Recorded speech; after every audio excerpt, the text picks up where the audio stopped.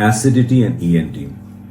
Acidity की वजह से आपके कान, नाक और गले में काफी फर्क पड़ता है। एसिडिटी की वजह से आपके कान, नाक, गले में काफी असर होता है और उसके बारे में आज डिस्कस करते हैं। एसिडिटी की वजह से जो गले में तकलीफ होती है उसको हम LPR या लैरिंगोफेरिंजियल रिफ्लक्स कहते हैं और ये GERD या गैस्ट्रोइसोफेजियल रिफ्लक्स डिसऑर्डर से थोड़ा अलग है। GERD के सिम्टम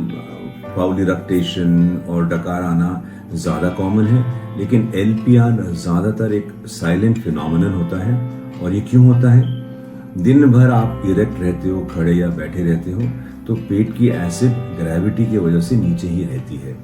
जैसे ही आप लेटते हो, खासकर जब आप रात को लेटते हो सोने के लिए, जहाँ पर 6, 7, 8 घंटे आप लेटे रहते हो, तो ग्रेविटी का असर कम हो जाता है और पेट के कंटेंट्स, खासकर पेट की एसिड ईसोफेगस से होती हुई आपके गले तक पहुंचती है और यहाँ पर ये प्रॉब्लम कर सकती है, यहाँ पर ये कॉम्प्लिकेशन कॉज करती है, क्योंकि गले को इतना एसिड हैंडल करने के लिए कोई टिश्यू नहीं है।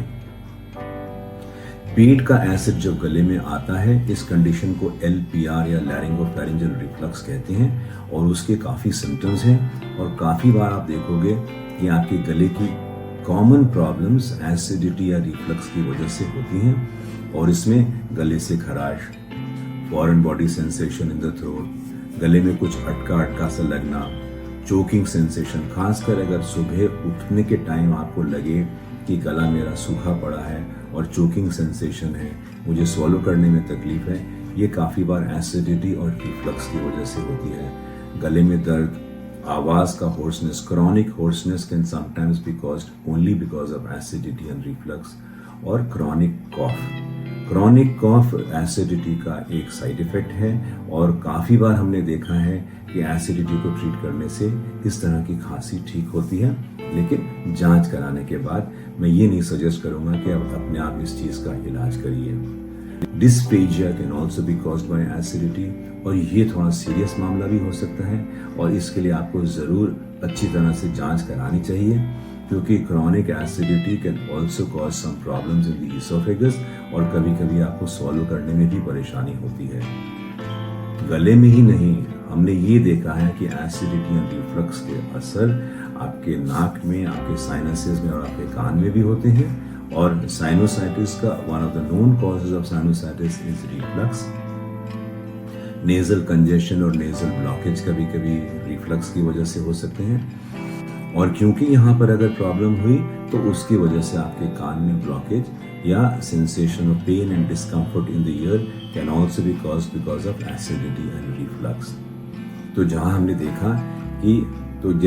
देखा कि एसिडिटी और रिफ्लक्स की वजह से कान, नाक, गले तीनों में कुछ ना कुछ प्रॉब्लम हो सकती है और काफ़ी अलग अलग किस्म की प्रॉब्लम्स होती हैं, तो एसिडिटी को कंट्रोल करना बहुत ज़रूरी होता है और अगर इस तरह के आपके सिम्टम हैं तो अपने ENT स्पेशलिस्ट को ज़रूर दिखाएं। ज़्यादातर हम एक laryngoscopy, 70 degree laryngoscopy, 90 degree laryngoscopy या जिसको रिजिड टेलीस्कोपी कहते हैं, उसके ज़रिए आपके लैरिंग्स को अच्छी तरह से एग्जामिन करते हैं और देखते हैं कि एसिडिटी की वजह से तो कुछ चेंजेस नहीं है, जो बहुत क्लियरली डॉक्टर को दिखते हैं। खासकर पोस्टीरियर लैरिंग्स में इसके चेंजेस आते हैं, इंटर एरिथेनॉइड लैमिनेशंस या एरिथेनॉइड के ऊपर रेडनेस एंड स्वेलिंग होती है और वो आपका ENT स्पेशलिस्ट देख के जांच करके बता सकता है आपको। तो अगर आपको थोड़ा सा भी शक है कि आपके गले में तकलीफ है, आपके साइनस में तकलीफ है और आपको सोच रहे हैं कि शायद ये साइनस और गला जो मेरा खराब है ये एसिडिटी या रिफ्लक्स की वजह से है, तो ज़रूर एक बार दिखाओ, क्योंकि इसका इलाज हो सकता है।